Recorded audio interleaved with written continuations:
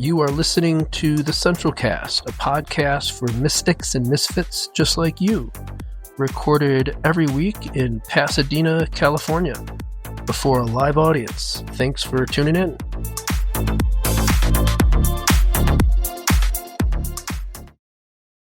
All right. Okay. So I've heard numerous mental health experts say recently that an increasing number of people today are being diagnosed with anxiety disorders, depression, and other psychological maladies to the degree that some are saying we're over pathologizing normal life and normal reactions to living in a world gone mad. In other words, you're not crazy. The world has gone crazy.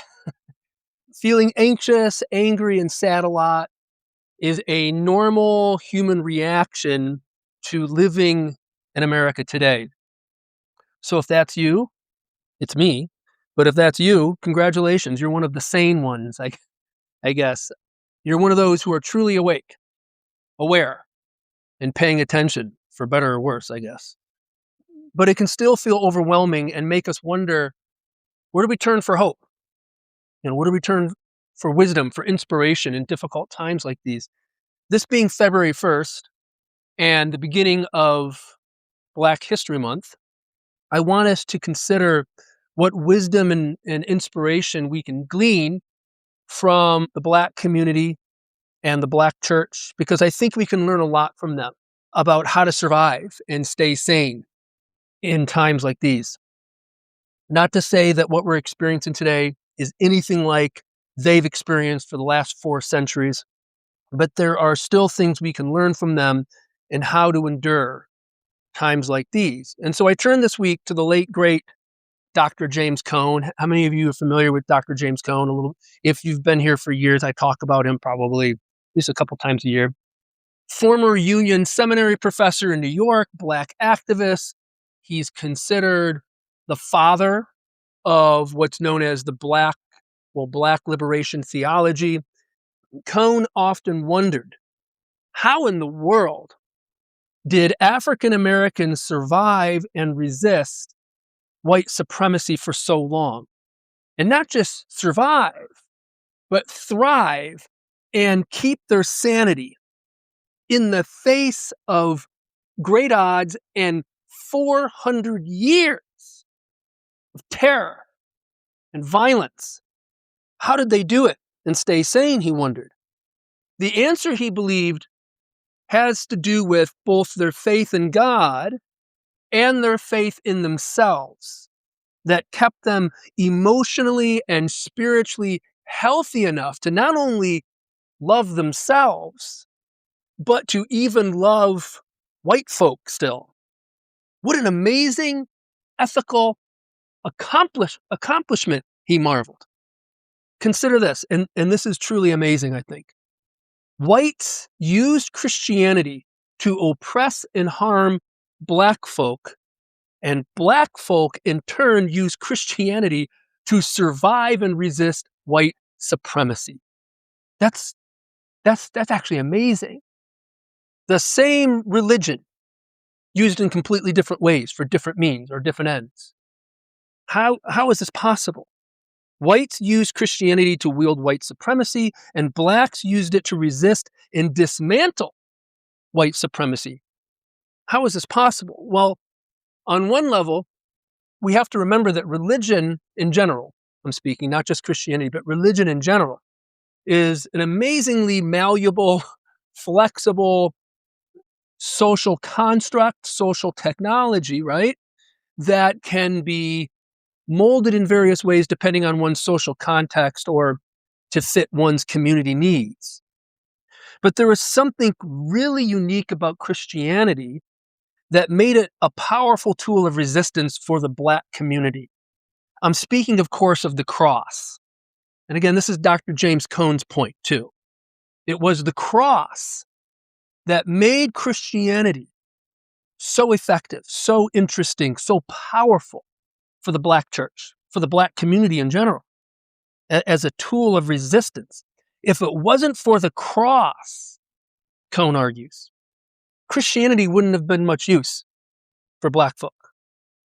In other words, if the gospel wasn't about a lynched and crucified Messiah, a lynched and crucified God, a lynched and crucified peasant who was part of an occupied and oppressed people, right? A man who stood up for the poor and powerless and suffered because of it at the hands of both the religious and political authorities of his day, and ultimately was lynched and crucified for making himself an object of scorn in their eyes because he was labeled an anti-establishment agitator, again, by both the religious and political authorities, by both the chief priests in Jerusalem and Pontius Pilate, the Roman governor of Judea, labeled an anti-establishment agitator, a rabble-rouser, a riot instigator, because he took up the cares and concerns of the least of these, the poor and the powerless, and preached a message of radical love, radical inclusivity, radical justice for the poor, for the marginalized, for the infirm, for the afflicted, for the so-called nothings and nobodies. He caught hell for this at the hands of the powers that be, right?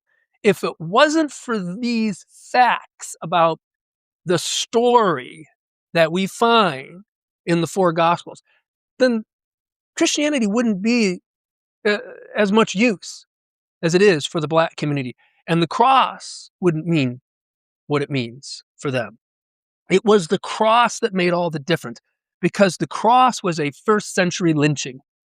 It was a first century lynching, the crucifixion. As Acts 10:39 says, and they put him to death by hanging him on a tree. That's scripture, Acts 10:39. Hear that again. And they put him to death, meaning the powers that be, by hanging him on a tree. Because of passages like this, James Baldwin once remarked, James Baldwin being, of course, another Black activist artist from the civil rights era, who wasn't a Christian, by the way. He was an atheist. But Baldwin once remarked, whites discovered the cross by way of the Bible. Black folk discovered the Bible by way of the cross. Do you hear that? This is the great paradox of the cross. Both Cone and Baldwin argued finding God in suffering, finding God in our God-forsakenness. I like the way Jack Caputo expresses this paradox of the cross. He says, we are most closely communing with Christ. We are closest to Christ, and Christ is closest to us when we cry out, as he did from the cross, my God, why have you forsaken me? Thus, God is most with us, and we are most with God in our sufferings, in our so-called God-forsakenness. And in this we find strength. This is the paradox of the cross. And the meaning of it for the Black church was basically this. If God was with Jesus at the cross, then he must be with us too. You hear that? It's pretty easy to understand or to follow that line of thinking. If God was with Jesus at the cross, then God must be with us too. And it was this story, this idea, this belief, Cone argues, that kept so much of the Black community sane and strong in the face of centuries of white supremacy and white violence. The question becomes for us, perhaps, in this room today, in our context, can this story still be a source of strength for us, still be an object of faith for us, a source of sanity for us in these times? This idea, this story, this belief. And this is a unique question for us here, as this community is mostly made up of deconstructed former evangelicals, mostly white, middle class, college educated folks, grew up in the church. What does it mean for us to find strength in our faith now that we've burned the bridge of naivete about the Bible and about the God of traditional theism and traditional Christianity, and we can't go back to what we believed before? We've burned that bridge, and rightfully so. What does it mean for us to find strength and comfort in our faith now, if we are able to at all? I can only speak personally here, I guess. But for me, my faith has become an entirely cruciform faith. What does that mean? Cruciform means, of course, in the shape of a cross, right? Which in turn means a faith defined by the suffering and death of God in the world. This is not an otherworldly faith for me anymore. It's no longer a faith in a supernatural or supreme being on high who can swoop in at the last minute and save the day. That is, of course, if we believe enough and pray enough. That God is dead for me, which is the influence of radical theology on me and the likes of Peter Rollins, right? That's part of what I mean by having a cruciform faith. The God of supernatural power and might, the all-powerful supreme being, the old man in the sky, that God's dead for me. And such a God is inherently oppressive to me for a variety of reasons. And I realize I'm saying this as a privileged person, and I don't want to take away that God from those who need to believe in him in order to survive and stay sane, okay? But I also need to be honest and say this is where I'm at. But you knew that. This isn't the first time I've said this, right? And I know a lot of you feel the same way. But this too is what I mean by having a cruciform faith. It's a faith that finds the divine right here, right now, in the form of my neighbor in need. It's a faith about compassion and empathy and love and justice. A faith about embracing this world and this life, here and now, in all of its imperfections and uncertainties, in all of its joys and sorrows, successes and failures, victories and defeats. It's about finding and embracing peace and a kind of divine essence to this life, this world, this moment, here with you. It's a faith about the God, or faith in the God, who said in Matthew 25, I was the hungry person you fed. I was the naked person you clothed. I was the stranger and the foreigner that you welcomed. That was me. When you did it to one of the least of these, you did it unto me. This again is a cruciform faith, an earthly faith, a this world faith, as opposed to, a heavenly faith or an otherworldly faith. And I think it's important to consider how the otherworldly faith of the white church has existed, at least in part. Excuse me, everybody. What's wrong, sweetheart? Okay, why don't you go sit down, all right? I'll be with you in a few minutes. All right? Thanks, Emily.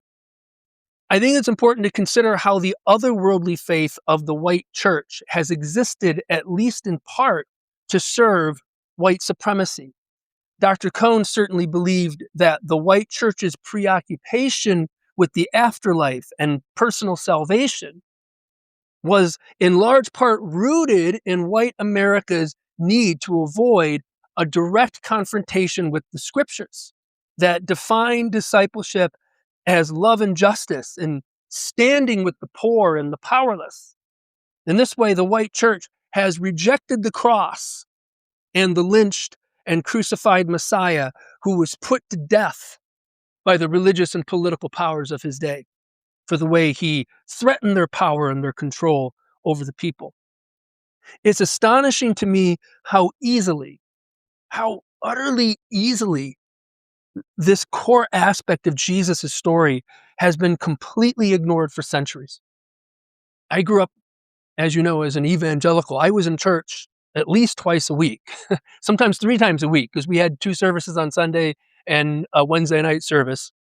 And I think even 4 times a week, because I think I often had youth group too. Whatever. But I went to church like that for 25 years, and I never once heard about this Jesus or this gospel. Instead, I heard countless messages about, going to heaven when I die and avoiding hell. It was all about personal salvation, heaven and hell, the prosperity gospel, and how, achieve health and wealth in life by, having the right beliefs and going to church and tithing and all that nonsense, right? Again, we must ask, how does that understanding of the gospel serve hegemony, white supremacy, and capitalism? Because it absolutely does, and that's why it's so popular. In a way, what I'm talking about today, this cruciform faith, is also a faith in ourselves. It is. It's a faith in the power of story itself. And I think we should never underestimate the power of stories to shape and inform our lives and to inspire us and to move us to do great things. For me, what it means to have faith in the story of Christ doesn't necessarily mean believing in the virgin birth or in, that he was the literal son of God and performed miracles, or that the gospels are in any way a historical biography. I think it's clear that they weren't. But for me, what it means to have faith in the story of Christ is to see how his story holds deep and timeless truths about what it means to be human and about what it means to be exemplars of divine love in the world. There's also something really powerful about his story in the way that we form spiritual communities like this one around that story, complete with all the traditions and the rituals that we practice, that we practice to connect with each other and something bigger than ourselves. Think about it. What is the Lord's Supper that we partake in here every week? It's a story. It's a story about the crucifixion of Christ and about our sense of connection to that story and our desire to connect with each other over that shared sacred story. We need shared sacred stories that connect us to each other, that we form communities around, and that connect us to something bigger than just ourselves. I believe that. This is what it means for me to find strength in my faith today. This week, I watched a video posted by our old friend, Andre Henry, how many of you know who Andre is? He came and spoke here years ago. A few of you did. He said this in this video: take hope. Don't despair, because we already know how to fight fascism. Fascism isn't new to America, because if you're Black in America, you know that America has always been fascist.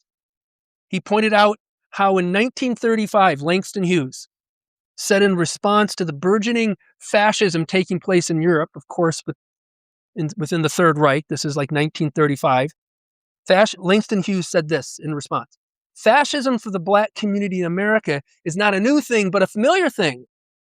He was talking about the Jim Crow South and how Black folk didn't need fascism explained to them because they'd been living under it for 4 centuries. During the same time in the 1930s, Nazi leaders in Germany were studying our immigration laws and Jim Crow laws and used them as a model for building what became the Nuremberg laws instituted in 1935 at the Reichstag. Think about that. Nazi Germany was inspired by what they saw going on in the United States and the law and the immigration and Jim Crow laws we had here, and used it to frame their own laws for the anti-Semitic and racist laws that they put together, known as the Nuremberg laws, 1935. So what we're seeing today in the United States isn't America acting like Nazi Germany, but America acting like America. And Andre points all this out to say, take hope, don't despair, because fascism isn't new here. It's just our turn to fight it. It's our turn at the plate. And we don't have to start from scratch or grope in the dark for solutions. We can look to the stories around us, the stories of the past. We have a lot of history to draw on to know what to do. We have the stories of those who came before us. What was the civil rights movement in the 1960s? In the 1960s, Henry wonders. It was a fight against fascism. It was an anti-fascist movement. What is the struggle for gay rights and trans rights today and over the last couple of decades? It is an anti-fascist movement. The fight against Christian nationalism today is an anti-fascist movement. The list goes on. We've been here before. We've been here all along, in other words. The truth is, we've been fighting fascism forever. And this means the problem didn't begin in November of 2016. We all know what happened in November of 2016, I hope. But it goes all the way back to our founding, which indicates that America doesn't just need better leaders, Andre Henry points out. America doesn't just need better leaders. but needs a better system built on better values, and we can be a part of that. So do not despair. Keep the faith. Keep the faith. Keep a cruciform faith. Keep your faith in yourself and in each other, and keep your faith in the power of the stories that matter. Amen. All right, that's my talk from this morning for this morning. And as always, we want to open it up for dialogue. What questions or what comments does this raise for you? Or perhaps, another, maybe a good discussion question would be, I purposely didn't define what fascism is in this talk, but it is an interesting question. What is fascism? I wonder if we could get a working definition this morning. Yeah, Anne, Okay, so I'm not gonna address your actual question. I have a different tack. please. We can come back to that one, obviously. Mine is more a theological question in a sense. Like, I am I was raised in the same church as you, just in a different city. Yeah. So and I've also rejected that same God or that vision of God, I think I really should say. And I think my personal struggle with my faith, partially, has been it's hard not to have any kind of definition of what I believe in. Yeah. So so I can say I don't believe in a God that intervenes, that is standing over us in a sense, but I believe more in a divine presence that is a part of our Mm. world in whatever ways, which is a very unsatisfying A little thin definition. soup. It's a little thin, and I'm pretty comfortable now with just, I don't know, like, that's what I tell my friends who still are evangelicals, that I know I don't believe in A, B, and C because that doesn't match my experience, and it quite honestly doesn't match, I don't believe, the real experience of most of my friends who do believe in that. They believe in it and they want to see it, but they could never most of them could never point to something more concrete that they could say, "This is a spot where there's no other explanation Mm. than a God who intervenes," right? Like a miracle or something. Yeah. So I'm saying all that to ask the question to you or anyone else actually, like, how do you answer that for yourself? Like, what do you act and I know this is a big question and it's what we talk about all the time, but it just brought it to mind today. Like, I can say I don't believe in that God, and I believe in, quote, "the divine," which is purposefully vague in Yeah. my mind, and I don't know how to it's, like, too ethereal. Like, I don't know how to define it. Yeah. You're asking me Yeah. how Answer I answer me answer the how I question. should What do you define believe, Aaron? Yeah. you Well, how would you answer that question? I kind of answer it the way Peter answers. Not Peter from the Bible. Peter Rollins has a really good answer to the question. I believe I don't know what I believe, and I believe it's okay not to know what you believe, and I believe others don't really know what they believe because our beliefs live in our actions, not in our heads. And in that sense, what belief is such a it's kind of unconscious what you believe, and it changes from one moment to the next. It's too emotive. What we believe is emotive. It's too based on how I'm feeling one moment to the next. I would rather say that I would rather talk about my values, and even that is a little ethereal because it becomes your values kind of live in your actions, not in your head, because we're so good at fooling ourselves into thinking we believe in things that we don't, in order to cover over our unknowing, our anxieties, and how we want to be perceived in the world, in other people's lives, right? And so, I don't find, and I'm not trying to Mm. speak against your question, but I don't find that an interesting question as much anymore as I used to when I was an evangelical. Because as evangelicals, it's all about what you believe, what you emote certainty in. Right. These tenets about who Jesus was, his atoning death, his bodily resurrection, his virgin birth. You got to emote certainty. You got to feel certain, and because that's what saves you and gives you a ticket to heaven, so you don't have to go to hell. I mean, I'm not interested in that question anymore. I'm more interested about how should we live. But that doesn't mean, and I'm not trying to dodge the question, because I No, no, understand no. there's actually That like there's that's good. actually like an underlying essence to that question that I think is pretty important. I have leanings, metaphysical leanings. Yes. I wouldn't describe them as beliefs or overcommitments, but I have leanings that are metaphysical in nature. I, re- I, I actually suspect maybe 90% chance that we are not just made up of stuff, that we're not, that the physical universe, what makes us, is not just particles, and that mind and consciousness is in some ways transcendent to how we understand biology, chemistry, and physics, and undergirds all of reality. I like panpsychism. I like this idea that everything is fundamentally mind, which again is not a new idea. That's Plato. These are ideas that the mystics and the metaphysicians of from Greece and other cultures, indigenous cultures from around the world, have thought, because I think in some ways it's intuitive. Okay, so I have metaphysical leanings that point that there is some kind of, perhaps, if you want to call it God, a kind of cosmic consciousness that undergirds all of reality and is responsible for why there is something rather than nothing, and why we are aware and conscious and alive and feeling and thinking and loving, and you know. So I have those metaphysical leanings, but will I ever say I know that I know that? Well, no, no, Never. Never never, again. never. Because for me, it's not about certainty anymore. Mhm. Okay. Does that make sense? Totally. And And and and I and let me just speak. Let me, go and I'll just. I'm sorry. Let me just respond and say, I tried to clarify in my talk today that I have a deep affinity, if you want to call it belief, in the power of the story of the cross Mhm. in Jesus of Nazareth. That's all I wanted to add. Go ahead. Yeah. I I tend to generally, I am like you just brought up the question in my mind today, like, because generally I'm okay with, like, I don't know.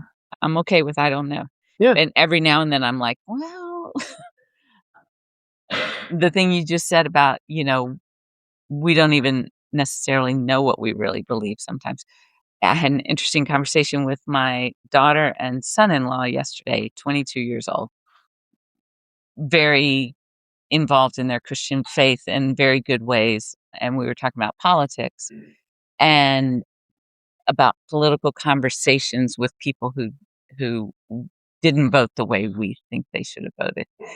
And, we didn't end up agreeing 100%, but my son-in-law said something really interesting where we were talking about, you know, believing that we know something about who someone else is or what their character is or what they really believe because of who they voted for. Mm, And I think, I fall kind of in the middle of that. Like, I don't wanna go, "Oh, that person's a racist because they voted such and such," sure. because I don't think it's that clear.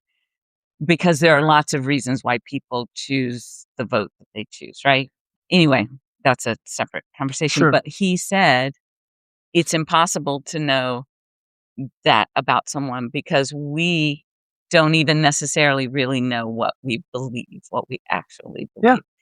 And And that's okay. yeah, and he said that from a very Christian perspective, Yeah. not from this group's Yeah. perspective that is on the outskirts in a way.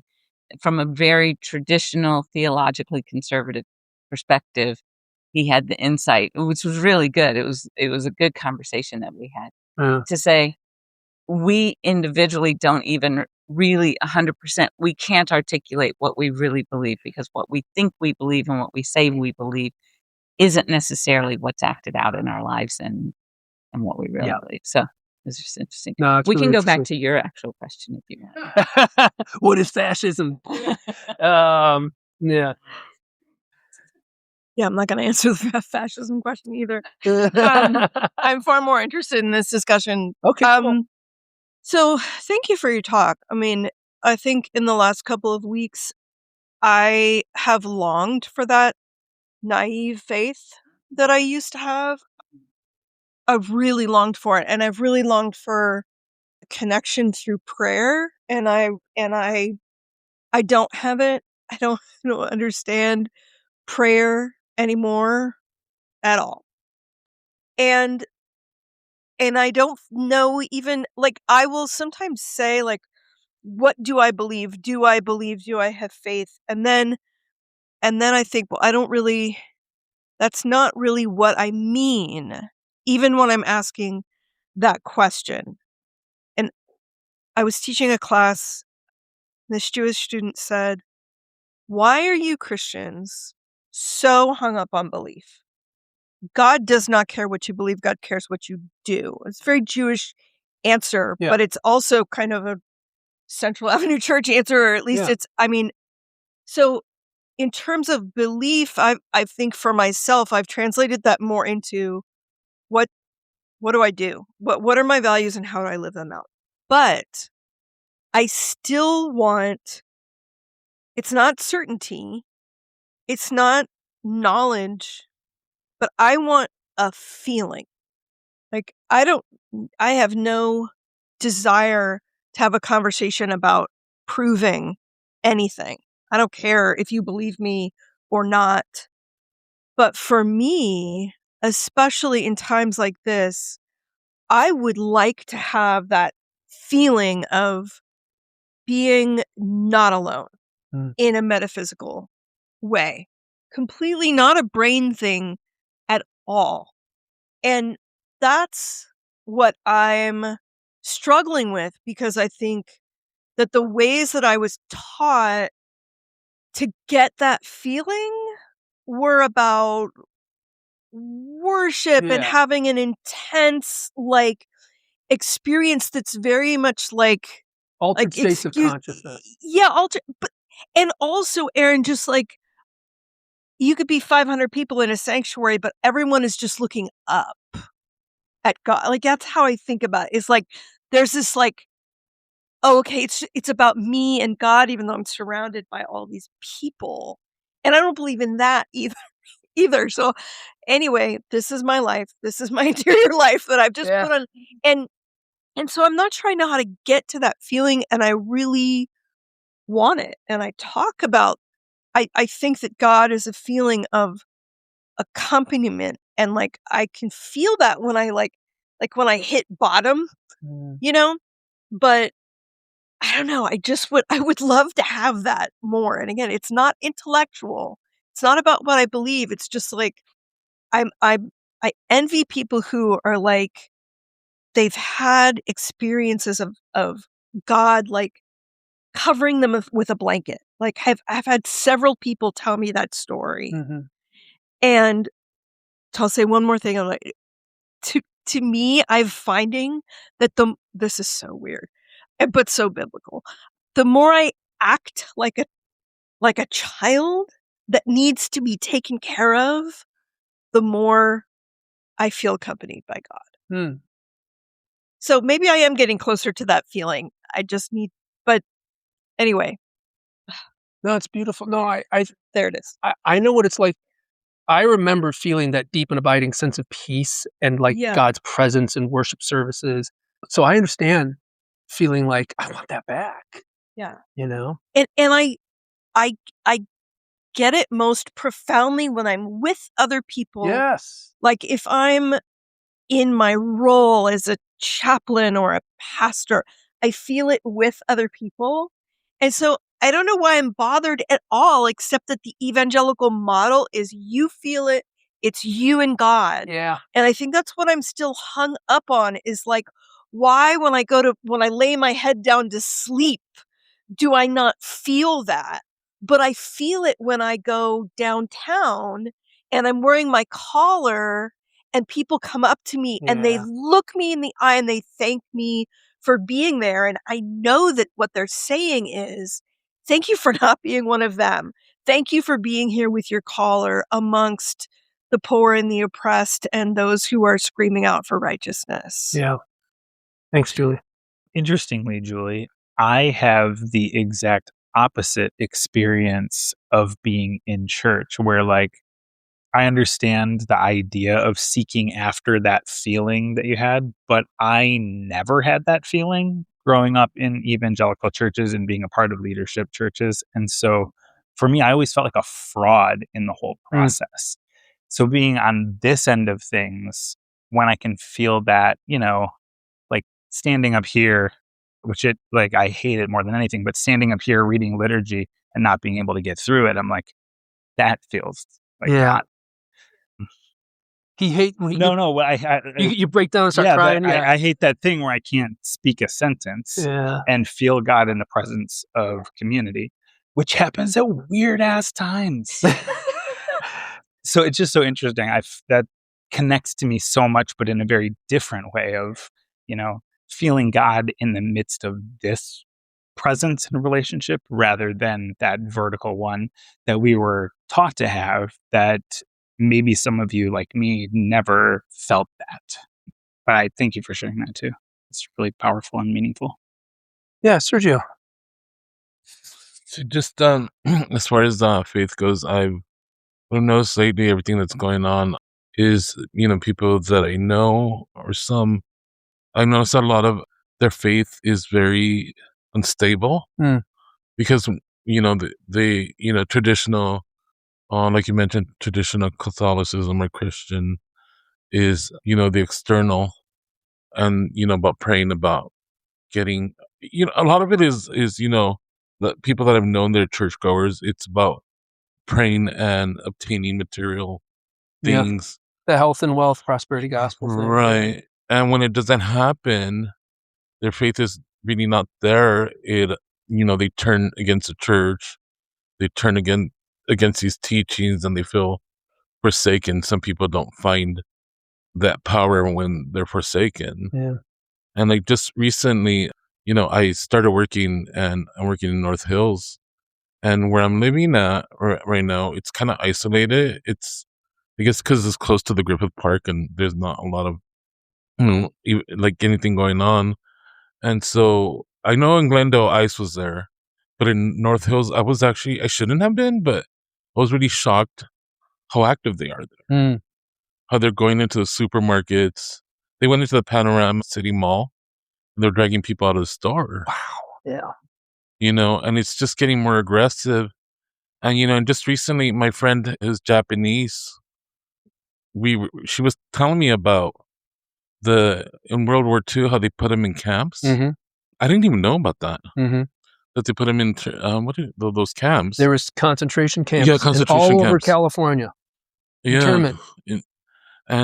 And she suggested to me, let's go to the Museum of Tolerance. And, it seemed very familiar when you go in there. What's going on today? Yes. It's frightening. Like they have those dioramas of the like coffee scenes and how they're saying, oh, it can't possibly get worse. And, it got really bad. And it just seems like that's what we're going through today. It's like it's not an original thing. It's like a playbook that, authoritarians have.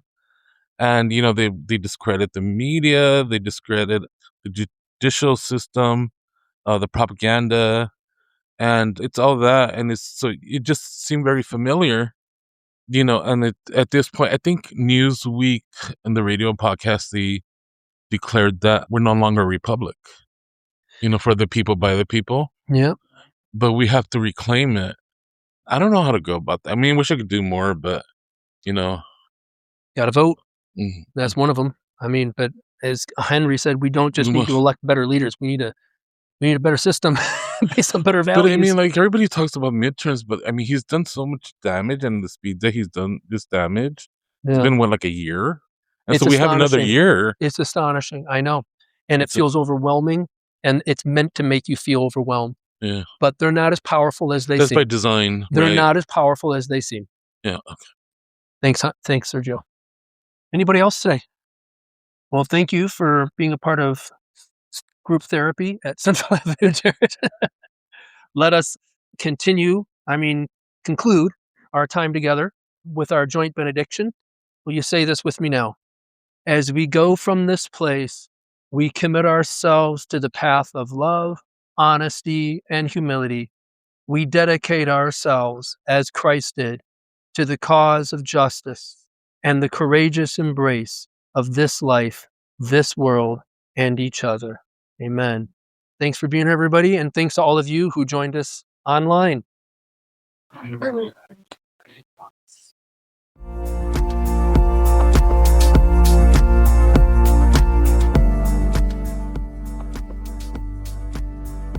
Thanks for listening in on this week's edition of the Central Cast. Hope you enjoyed it, and hope you join us next time.